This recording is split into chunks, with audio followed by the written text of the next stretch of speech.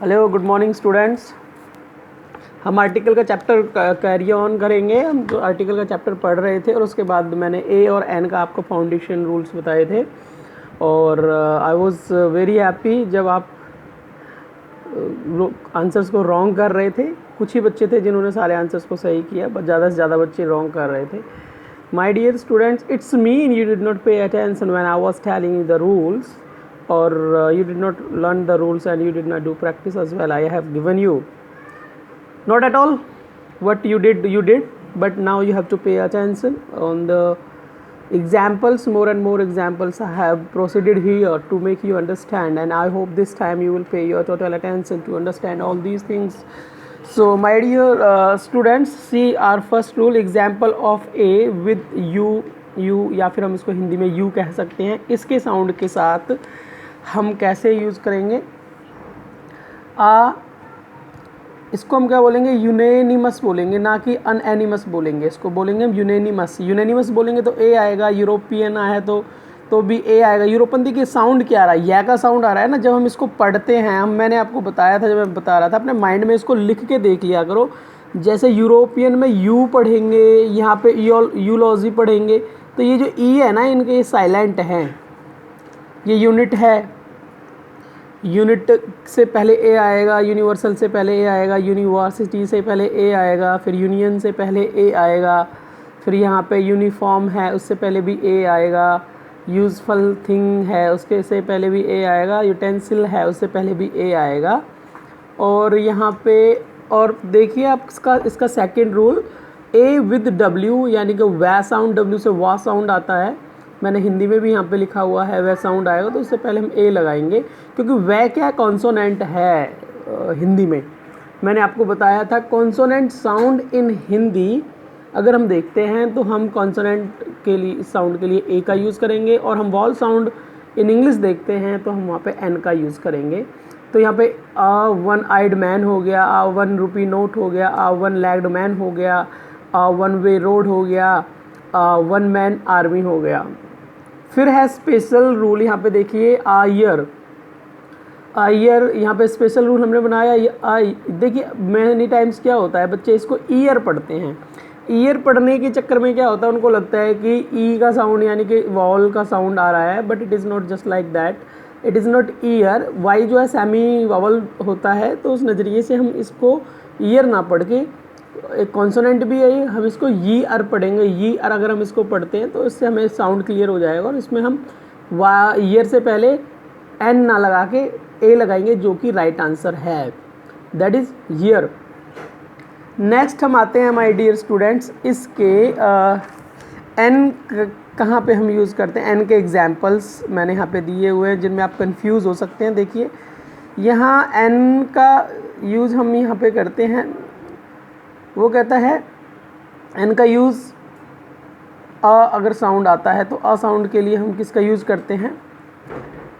अगर a sound, उन्हीं consonant wall का यूज़ करके, जहाँ यू का साउंड, यू वॉल का साउंड या यू आ रहा था और या फिर यह आ रहा था, फिर उसी या यू का वॉल का, यू वॉल का साउंड अ आता है तो हम उसके साथ में एन का यूज़ करते हैं। जब भी कोई नाउन होगा, उस नाउन को हम हिंदी में लिखकर देख लेंगे ताकि हमें साउंड अच्छे से पता चल जाए। जब हम इसको पढ़ेंगे, यमरेला नहीं पढ़ेंगे, हम इसको पढ़ेंगे अमरेला। तो अमरेला में अ साउंड आ रहा है तो इस वजह से हमने यहाँ पे एन का यूज़ किया। अनटचेबल थिंग में अ का साउंड आ रहा है तो इस वजह से हमने यहाँ पे एन यूज़ किया। फिर कहता है एन का यूज़ एच के लिए। देखिए एच वैसे है तो कॉन्सोनेंट, एच क्या है? एक कॉन्सोनेंट है, और कॉन्सोनेंट के लिए मैंने आपको बताया कॉन्सोनेंट है तो ये कॉन्सोनेंट, लेकिन साउंड किसका दे रहा है भाई? कॉन्सोनेंट है ये, साउंड किसका देता है? साउंड देता है ये, साइलेंट रहता है, कोई साउंड नहीं देता। तो ये जब साइलेंट है तो साउंड हमें देखना है कौन सा आ रहा है। यहाँ पे HEIR, हेयर इसको ना पढ़े, इसको एयर पढ़ेंगे, एयर। तो ए का साउंड आया तो कौन सा साउंड आ गया? साउंड आ गया वॉल का। कौन सा साउंड आ गया भाई? वॉल का साउंड आ गया। तो वॉल का साउंड क्या? एयर। हम इसको पढ़ेंगे, जब एच साइलेंट होगा, यहाँ पे भी एच साइलेंट है, यहाँ पे भी एच साइलेंट है, इनमें सब में एच साइलेंट है इन सारे एग्जाम्पल्स में, आप इनको ध्यान से देखें और लिखें भी। एयरलूम, तो यहाँ पे ऑनेस्ट मैन हो गया, आवर हो गया, आवरली हो गया, ऑनरेबल हो गया, ऑनरेरी हो गया, इन सब में एच साइलेंट है और ओ का साउंड आ रहा है, और ओ एक वॉल है हिंदी में। हमें हिंदी के वॉल देखने हैं वर्ड्स का साउंड, और हिंदी के ही कॉन्सोनेंट देख रहे हैं वर्ड्स के साउंड के लिए। जैसे कि ऑनरेबल या ऑनरेरी, ऑनरेरी में ओ आ रहा है, ओ क्या है भाई, ये सोचिए, ओ है क्या, ओ एक कॉन्सोनेंट है या फिर एक वॉल है हिंदी में? ओ हिंदी में क्या है, वॉल है, वॉल है तो क्या आएगा, ए आएगा। वॉल साउंड हमें देखना है, कॉन्सोनेंट साउंड ए आएगा। आई होप आपको क्लियर है। अगर आपको थोड़ी सी भी कन्फ्यूजन है, you can make me call to ask this. After that my dear students we will go on special use all of abbreviations. यहाँ पे भी कई बार स्टूडेंट्स कंफ्यूज हो जाते हैं। देखिए एफ यहाँ पे आ रहा है, एफ इंग्लिश में तो कॉन्सोनेंट है, लेकिन अगर हम इसका साउंड देखें एफ, ए से आया, तो उस साउंड के लिए क्या आएगा, यहाँ पे एन आएगा। एफ, FIR, HAS, ये सारे सारे ऐसे लिखे जाएंगे, यानी कि F है तो F ऐसे लिखा जाएगा। साउंड अगर हम हिंदी में लिखेंगे तो यहाँ पे भी F ऐसे लिखा जाएगा। तो F जो है ये F है क्या, यहाँ पे H ऐसे लिखा जाएगा, H, तो H क्या है, A से लिखा जा रहा है ना, तो हिंदी में हम इनको लिख के देख लेंगे। A का साउंड आ रहा है तो इसकी वजह से वॉल साउंड आ रहा है, तो हम N लगा देंगे। LLB में भी ऐसे ही होगा, MA में भी ए का आ रहा है, MSc, MP और MCom, MEd, MPhil, MBBS, MD, SHO, SDO, SHO हो गया। फिर इधर देखते हैं हम SP, ए का साउंड आ रहा है, एक्समैस, ए का साउंड आ रहा है, एक्समैस ट्री होता है ना वो। फॉरेस्ट ऑफिसर, देखिए यहाँ पे हमने, अब फॉरेस्ट ऑफिसर, अगर हम फॉरेस्ट ऑफिसर को देखते हैं, यहाँ पे हमने गलती की हुई है भाई। अगर हम फॉरेस्ट ऑफिसर को देखते हैं, फॉरेस्ट, अगर फुल फॉर्म में लिखा हमने तो क्या लिखा, फॉरेस्ट, फ आ गया, फ साउंड आ गया। और फ साउंड के लिए हम क्या करेंगे, फॉरेस्ट, फॉरेस्ट के लिए हम, ये फ साउंड है तो कॉन्सोनेंट साउंड है, कॉन्सोनेंट साउंड के लिए ए लगा देंगे। लेकिन इसी की शॉर्ट फॉर्म को अगर हम लिखें FO, तो अब ए साउंड आ रहा है एफ का। ऐसे एक चीज़ और मैं आपको क्लियर करता हूँ। यहाँ पे देखिए हमने लिखा MP, MP में क्या आ रहा है, ए का साउंड आ रहा है, MP। अब यहाँ पे M का साउंड क्या है, एम। अगर मैं इसको फुल फॉर्म में लिखता हूँ,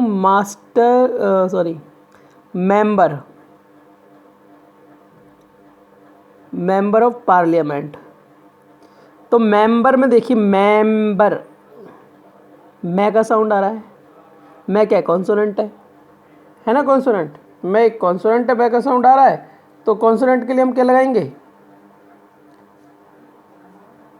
ए का यूज करेंगे। लेकिन इसी की शॉर्ट फॉर्म में एम का साउंड क्या आएगा, ऐसे आ रहा है, कॉन्सोनेंट साउंड है, ये वॉल साउंड है एम से, यहाँ पे कॉन्सोनेंट का साउंड है।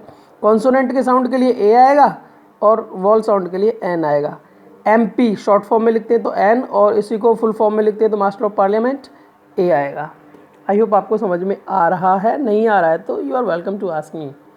And my dear students, A और एन आई होप आपको बहुत अच्छे से समझ में आ गया है। जब तक आप रूल्स को नहीं पढ़ेंगे, रूल्स को याद नहीं करेंगे, आपको समझ में नहीं आएगा। आप डिपेंडेंट रहेंगे चीटिंग के, इंडिपेंडेंट नहीं होंगे। इंडिपेंडेंट होने के लिए डियर स्टूडेंट्स आपको रूल्स पढ़ने पड़ेंगे। रूल्स पढ़ो, रूल लर्न करो, रूल की प्रैक्टिस करो, रूल्स को लिखो तभी याद होंगे। ये रट्टे से याद नहीं होते, प्रैक्टिस करने से याद होते। जितनी प्रैक्टिस करोगे उससे याद होंगे। फाउंडेशन तो मैंने आपको समझा ही दिया है। अभी हम इस पे चलते हैं जीरो आर्टिकल पे। My dear student, zero article के कितने सारे रूल्स हैं, हम उनको कैसे याद करेंगे। हमारा एक फॉर्मूला है, इस फॉर्मूले के हिसाब से हमको ये सारे के सारे रूल समझ में आ जाएंगे। देखिए इसको हमको समझना है 4M2P, ऐसे याद करेंगे 4M2P सार LG कंपनी की होती है ना, LG वॉशिंग मशीन, ऐसा समझ लें LGW D2F। ये हमारा फॉर्मूला हो गया जीरो आर्टिकल के रूल को पढ़ने के लिए। दोबारा से रिपीट कर रहा हूँ, 4M2P सार LGW D2F। बड़ा इजी है, याद हो जाएगा, एक दो बार आप रिपीट करोगे तो। हमको समझना है 4M होता क्या है। 4M को देखो सबसे पहले हम यहाँ पे डिफाइन करेंगे। 4M में यानी कि फर्स्ट टाइम जो आएगा मील नेम के लिए आएगा। मील क्या होता है, खाना जिसको हम बोलते हैं, जैसे ब्रेकफास्ट हो गया, डिनर हो गया, लंच हो गया, सपर, टिफ़िन, कॉफ़ी, टी, ये सारे के सारे मील के नेम हैं जो हम खाना खाते हैं। तो इनसे पहले हम जीरो आर्टिकल का यूज़ करेंगे बेटा, या ओमिशन हम आर्टिकल कहते हैं, जहाँ पे आर्टिकल का यूज़ नहीं होता, ए और एन दा का। यहाँ देखिए I don't take tea, tea से पहले हमने जीरो आर्टिकल क्यों लगाया, क्योंकि भाई मील का नेम है। You should not miss breakfast, यहाँ पे ब्रेकफास्ट से पहले हमने जीरो आर्टिकल क्यों लगाया भाई, जीरो आर्टिकल क्यों लगा रखा है, क्योंकि ये फीस्ट का उसका नेम है, मील का नेम है। सेकंड ये कहता है बट, लेकिन बट भाई, लेकिन इस चीज़ का ध्यान रखें, I will take the dinner of fish, मैं फ़िश का डिनर लूँगा। अब यहाँ पे डिनर से पहले जीरो आर्टिकल नहीं है, यहाँ पे डिनर से पहले दा आ रहा है। रीज़न बेटा इसका ये है कि डिनर नेम तो है मील का, लेकिन ये स्पेशल डिनर बन गया। और स्पेशलिटी के लिए आपको हम रूल्स आगे बताऊंगा, फाउंडेशन बताऊंगा कि स्पेशल थिंग अगर कोई भी हो जाती है, पर्टिकुलर कोई भी चीज़ हो जाती है जिसको हम जानते हैं, फाउंडेशन में मैंने आपको बताया इंट्रोडक्शन में, जिस चीज़ को हम जानते हैं वो हमारे लिए डेफिनेट हो गए। डेफिनेट के नाउन के साथ हम द आर्टिकल का यूज़ करेंगे। तो डिनर अब डेफिनेट कैसे हो गया भाई, अभी मैंने बात की आई विल टेक डिनर, तो डिनर तो सभी लेते हैं, कौन सा डिनर है कौन सा नहीं है नहीं पता। लेकिन अगर मैं यहाँ पे बात कर रहा हूँ I will take the dinner of fish, मैं फ़िश का डिनर लूँगा, तो फ़िश का डिनर क्या हो गया, पर्टिकुलर हो गया ना, हमको पता चल गया कौन से डिनर की हम बात कर रहे हैं, फ़िश वाले डिनर की बात कर रहे हैं, तो यहाँ पे द आएगा। नेक्स्ट एग्जाम्पल हम देखते हैं, you are invited to take coffee at hotel Hyatt. हमने यहाँ पे यूज़ किया you are invited to take coffee at hotel Hyatt. अगर मैं यहाँ तक यूज़ करता you are invited to take coffee, तो टेक कॉफ़ी, कॉफ़ी तो नॉर्मल सी चीज़ है, फीस्ट का नेम है। अगर मैं बात करूँ you are invited to take coffee at hotel Hyatt, तो होटल हयात पे जो कॉफ़ी ली जाएगी और इन्विटेशन में जो कॉफ़ी ली जा रही है वो स्पेशल बन जाएगी, ना कि कॉमन रहेगी। स्पेशल बन जाएगी तो ये जीरो आर्टिकल यहाँ पे रॉन्ग है, हमको क्या लगाना पड़ेगा, हमको वहाँ पे दा ही लगाना पड़ेगा। क्यों, क्योंकि ये कॉफ़ी अब नॉर्मल कॉफ़ी नहीं है, स्पेशल कॉफ़ी है भैया जो होटल हयात में दी जा रही है, तो इस वजह से हम यहाँ पे दा का यूज़ करेंगे। After that my dear student, second M is stands here for month name. तो मंथ नेम के लिए मंथ्स कौन से होते हैं, जैसे जनवरी, फरवरी, मार्च, यूटीसी मंथ्स नेम है। इनसे पहले हम जीरो आर्टिकल का यूज़ करेंगे, जैसे शी वॉज बॉर्न इन जुलाई और यू डू एक्सरसाइज मोर इन अगस्त, तो मंथ का नेम है, इस वजह से हम जीरो आर्टिकल यहाँ यूज़ कर रहे हैं। उसके बाद हम आएंगे dear student man in wide sense, third M का यूज़ है मैन इन वाइड सेंस। अगर हम वाइड सेंस में यूज़ करते हैं, वाइड सेंस मतलब जिसको सबके लिए यूज़ करते हैं, सारे मैन के लिए, मैन इज़ मोर्टल, भाई मैन नस्वर है, मर जाता है, तो सभी मैन मर जाते हैं, कोई एक थोड़ी है, तो वाइड सेंस हो गया, सबके लिए हो गया। Man is father, man father ही होता है, वुमन थोड़ी फादर होती है, तो सबके लिए है ये वो वाइड सेंस हो गया। मैन इज़ डोमिनेंट, भाई आपको पता है पूरे वर्ल्ड में मैन ही डोमिनेंट समझा जाता है, तो ये भी मैन इज़ डोमिनेंट, तो इस वजह से वाइड सेंस हो गया। तो हम यहाँ पे जीरो आर्टिकल यूज़ करेंगे वाइड सेंस के लिए यानी, या फिर हम कह सकते हैं आर्टिकल ओमिट करेंगे, ओमिशन ऑफ आर्टिकल होगा, ए एन दा का यूज़ नहीं करेंगे। बट का मतलब भाई बट वाली बातें बड़ी याद रखनी है आपको। I saw a man in the park, देखिए I saw a man in the park, यहाँ मैन से पहले हमने ए का यूज़ कर लिया, वहाँ हमने जीरो आर्टिकल यूज़ कर रखा है। वहाँ जीरो आर्टिकल क्यों यूज़ कर रखा है, क्योंकि मैन वाइड सेंस है। अब मैं पार्क में एक आदमी को देखा, तो एक ही आदमी देखा ना, मेरे को पता थोड़ी है मैं सब सारे आदमियों के लिए तो इस मैन को यूज़ नहीं कर रहा ना, मैं एक आदमी के लिए यूज़ कर रहा हूँ। वो आदमी कौन है मुझे नहीं पता, एक आदमी को देखा बस, I don't know about the man. फिर कहता राहुल गांधी गेव आ पैकेट, राहुल गांधी ने एक पैकेट दिया टू मैन नहीं, टू द मैन हमने यहाँ पे क्यों यूज़ किया गया, क्योंकि अब ये आदमी ऐसा नहीं है मैं जानता नहीं हूँ, ये आदमी वो है जिसको मैं पार्क में मिला था। या तो आप ऐसे समझ लें इसको, या फिर आप ऐसे समझ लें repetition of same noun in continue sentences.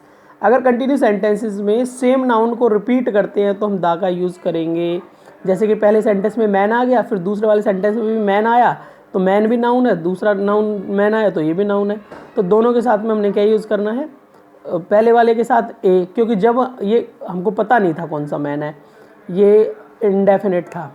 दोबारा से जब मैन का यूज़ किया गया तो डेफिनेट हो गया, क्योंकि एक तो पहले वाले मैन के लिए हमने ये यूज़ करा है मैन, दूसरा ये रिपीटेड नाउन है, तो इस वजह से भी हमने यहाँ पे दा लगा दिया।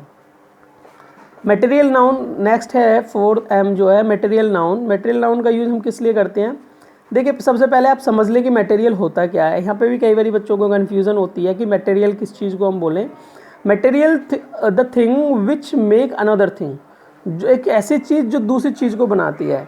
मटेरियल क्या होता है भाई? Material is the thing which makes another thing, एक ऐसी चीज़ जो दूसरी चीज़ को बनाती है। अब गोल्ड है भाई, गोल्ड से कुछ भी बना लो आप, ईयर रिंग बना लो, नोज़ पिन बना लो, कुछ भी सारी चीज़ें बनती हैं। सिल्वर है, सिल्वर से भी कुछ बना सकते हैं, कॉपर से भी कुछ भी बना सकते हैं, प्लास्टिक से भी कुछ। पेन भी देखो प्लास्टिक से बना हुआ, आयरन से ये पेन की जो निब है ये इससे बनी हुई है। तो आयरन से आप कुछ भी बना सकते हैं, इसलिए मटेरियल हो गया, इसको हम मटेरियल नाउन बोलेंगे। उसके बाद माय डियर स्टूडेंट्स हम ये कहते हैं लेकिन मटेरियल नाउन के साथ हम जीरो आर्टिकल का यूज़ तो करेंगे, लेकिन बट वगैरह, बट इस चीज़ का जरूर ध्यान रखना है। यहाँ हमने यूज़ किया the copper of Jindal company is superior than others. जो कॉपर है यहाँ पे कौन सा कॉपर है? ये जनरल कॉपर नहीं है, आयरन का नेम तो है लेकिन ये स्पेशल है, हमको पता चल रहा है क्योंकि जिंदल कंपनी के कॉपर की बात कर रहे हैं, हम आम कॉपर की बात नहीं करते। अगर हम यहाँ पे यूज़ कर लेते दिस इज़ कॉपर, कॉपर तो कॉपर ही होता है, मटेरियल का नेम है, तो हमने यहाँ पे जीरो आर्टिकल यूज़ किया। लेकिन हमने यहाँ पे यूज़ किया the copper of Jindal company, तो कॉपर ऑफ जिंदल कंपनी हमको पता चल गया ना कौन से कॉपर की बात कर रहे हैं, जिंदल कंपनी के कॉपर की बात कर रहे हैं, वो क्या हो गया? पर्टिकुलर हो गया। अगर मैं यहाँ पे एक सेंटेंस ऐसे यूज़ करूँ दिस इज़ कॉपर, तो कॉपर के बारे में पता चल रहा है कौन से कॉपर की बात कर रहे हैं? नहीं पता चल रहा ना, तो इनडेफिनेट हो गया वो। ये डेफिनेट हो गया। डेफिनेट जिसके बारे में पता चल जाए वो डेफिनेट होता है, वहाँ पे हम दा का यूज़ करते हैं। फिर कह रहा है the gold of Kalyan jeweller, Kalyan jeweller is creditable. जो गोल्ड है कल्याण ज्वेलर को क्रेडिटेबल। देखिए गोल्ड है तो सही, हमको यहाँ पता चल रहा है कौन से डेफिनेट गोल्ड की बात हम कर रहे हैं, कल्याण ज्वेलर। भाई मैंने कल्याण ज्वेलर का कह दिया क्रेडिटेबल है, तो कल्याण ज्वेलर पे सभी जाएंगे तो स्पेशल बन गया ना, सभी इसलिए जा रहे हैं क्योंकि वो क्रेडिटेबल है। कौन सा गोल्ड क्रेडिटेबल है? कल्याण ज्वेलर का। अगर मैं कहूँ आई लाइक गोल्ड, मैंने कहा आई लाइक गोल्ड, तो गोल्ड हम पता ही नहीं हम कौन से गोल्ड के बारे में बात कर रहे हैं, वो मटेरियल है, मटेरियल है तो जीरो आर्टिकल आएगा वहाँ पे। एक स्पेशल बात आपको यहाँ ध्यान देनी है, जो कई बार कंफ्यूज रहते हैं बच्चे इन सेंटेंसेस में। यहाँ पे लिखा हुआ है gold is found in south Africa and Australia. भाई ये बात आपको याद रखनी। देखो मैंने भी बाय मिस्टेक इसमें अमेरिका लिख दिया था, साउथ अफ्रीका एंड ऑस्ट्रेलिया में ही गोल्ड मिलता है, ये जनरल बात है। इट्स फाउंड, ये स्पेशल बात नहीं है, तो इसलिए हमने यहाँ पे जीरो आर्टिकल लगाएंगे। अगर स्पेशल होता तो, जैसे मान के चलो मैं कहूँ gold in Nepal is very costly, तो कॉस्टली नेपाल में कॉस्टली है, तो मैंने कौन से गोल्ड की बात करी? जो नेपाल में गोल्ड यूज़ किया जा रहा है वहाँ के लिए मैंने बात की है, तो वहाँ पे हमने दा gold in Nepal is costly हम यूज़ करेंगे। पर्टिकुलरली पता चल रहा है कौन से गोल्ड की बात करें, जो नेपाल का गोल्ड है। उसके बाद माय डियर स्टूडेंट्स यहाँ पे मैंने कुछ लिखा हुआ है फ्रॉम गाइड। यहाँ आपको एक एग्जाम्पल्स मैं आपको दूंगा जिससे आपको सारी चीज़ें क्लियर बहुत अच्छे से हो जाएंगी। देखिए इन एग्जाम्पल्स को आप अच्छे से सुने। यहाँ पे लिखा हुआ है एयर को मटेरियल माना जाता है, आयरन और राइस फ्लोर वगैरह मटेरियल है। Air is necessary of for life, यहाँ पे air is necessary for life है, तो एयर से पहले कुछ भी नहीं यूज़ कर रखा हमने, जीरो आर्टिकल ही मानेंगे या फिर आर्टिकल इसमें हम ओमिट मानेंगे। लेकिन सेकंड सेंटेंस में देखिए the air in this room is not fresh, तो हमने यहाँ एयर के साथ द क्यों यूज़ किया? क्योंकि हम एयर वो वाली बात कर रहे हैं जो रूम की है। ऊपर वाले सेंटेंस में हमको पता ही नहीं है कौन सी एयर की बात करें, तो पर्टिकुलर नहीं है, पर्टिकुलर नहीं है तो जीरो आर्टिकल, जनरल है तो, और पर्टिकुलर है तो उसके लिए दा आएगा। सेकंड एग्जांपल हम देखते हैं, this car is made of iron, car iron से बनी हुई है, कौन से आयरन की पता नहीं है।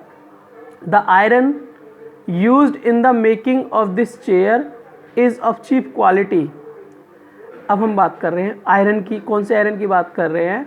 जो चेयर में यूज़ किया गया है। In this chair, particular chair की बात कर रहा है वो, इन दिस चेयर, तो वहाँ पे पर्टिकुलर चेयर की बात कर रहा है, तो पर्टिकुलर आयरन हो गया जिसकी हम बात कर रहे हैं, तो हमें पता चल गया डेफिनेटली कौन से आयरन की बात कर रहे हो, जो चेयर में यूज़ हुआ है, क्योंकि आयरन से तो बहुत सारी चीज़ें बनती हैं, तो चेयर में जो आयरन यूज़ किया गया है वहाँ पे हमने दा का यूज़ किया है।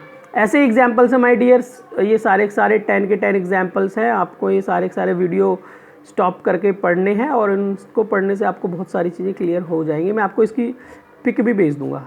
फिर माय डियर हम आ जाते हैं टू पी। टू पी का मतलब क्या होता है, फर्स्ट पी को समझ लिया, प्रॉपर नाउन। भाई वीडियो बड़ी हो जाएगी, इसको कल ही पढ़ाता हूँ, सॉरी। आप 4M तक ही पढ़ें। और आपका जो होमवर्क होगा, learn rules, right 5 examples from each rule, do exercise of A and N। इसकी एक्सरसाइज मैं आपको भी दूंगा, उसको आपको करना है। और आज मैं आपको आंसर्स भी दे देता हूँ और रीजंस आपको लिखने की आंसर्स क्यों आ रहे हैं।